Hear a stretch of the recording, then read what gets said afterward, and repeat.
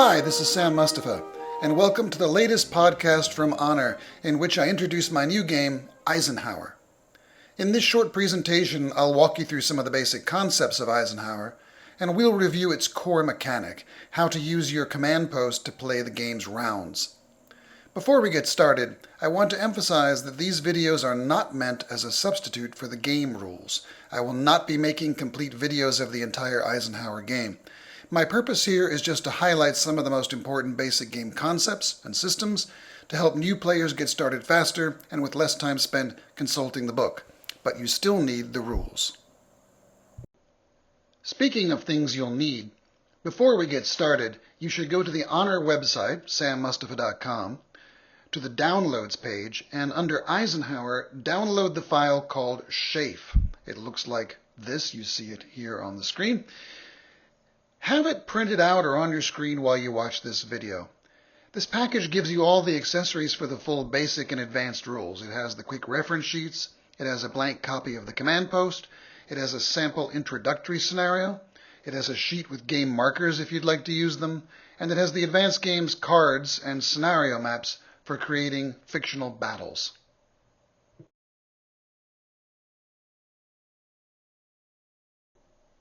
In the Shafe file, you'll find the introductory scenario, Counterattack on the Meuse.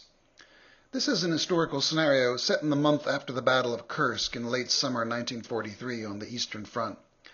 I strongly recommend that you start here.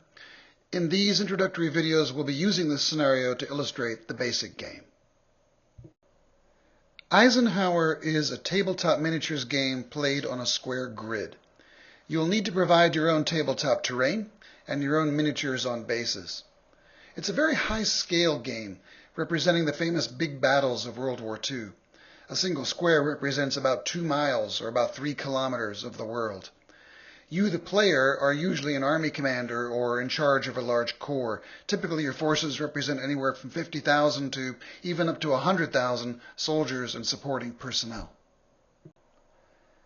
A unit is depicted by a single figure or a base of figures, and it represents something like an historical battalion, either of infantry or armor.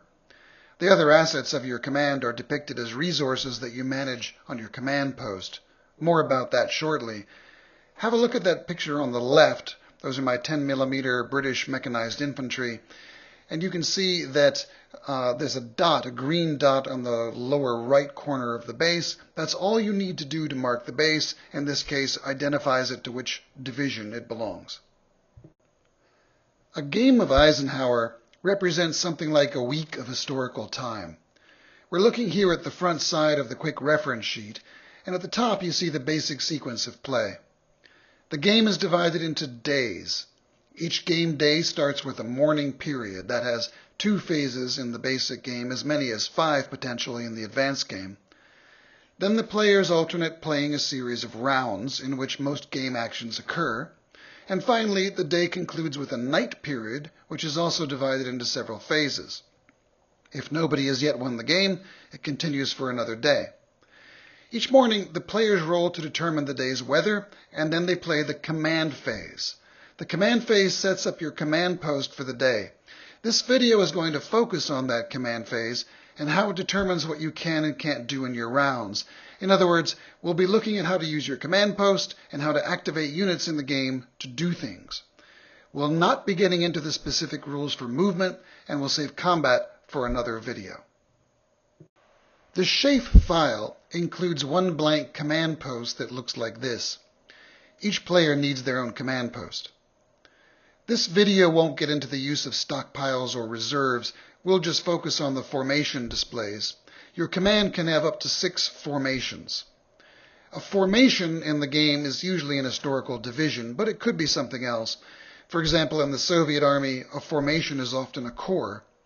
As you can see, each formation gets a display, and each display is then divided into 2 sections, one called Available and one called Used. Let's look at the introductory scenario, Counterattack on the Meuse. The Shafe file has the 2 command posts already filled out for the German and Soviet players. The Germans have the strategic offensive role in this scenario, so let's start with their command post. There are 4 German formations in this scenario: the 2nd and 3rd SS Panzer Divisions, the 23rd Panzer, and the 185th Grenadier Division. I've written the name of the formation on each display in that shaded area above the sections. And to the right of that name, you can see 2 boxes, the second of which has rounded corners. And in these boxes are the firepower values for the units of each formation. We'll get into how to use those in the second video, which is about combat resolution. In the command phase, each player counts their number of committed formations, that's those with any units on the table, and multiplies that by 2. The result is the number of command dice to roll. So the Germans have 4 committed formations. That means they'll roll 8 dice. Those dice are rolled. The offensive player discards rolls of 1. The defensive player, in this scenario that's the Soviets, would discard rolls of 1 or 2. The remaining successes are the number of operations, or ops, that you have for the day. And if your dice are atrocious, don't worry. A player always gets a minimum of 1 op per formation, no matter how badly you roll. So our Germans here have rolled 7 ops. They rolled a 1, that gets discarded, that leaves 7. And they now allocate these 7 ops to their formations, i.e. place them in the available boxes of the displays. You'll see in each available box on the left-hand side there's a little reminder that you can give a formation up to 3 ops, but you must allocate at least 1. And the 2 sides now do this in secret. So here's what our German player decided to do. The 23rd Panzer is going to carry the main effort for the day, so the Germans allocated the maximum number of 3 ops to them. The 2nd SS Panzer is in a supporting role. They got 2 ops. That leaves only 2 left, and that's the minimum 1 each for 3rd SS Panzer and the 185th Grenadiers. And you can see the op markers have been placed in the available boxes now.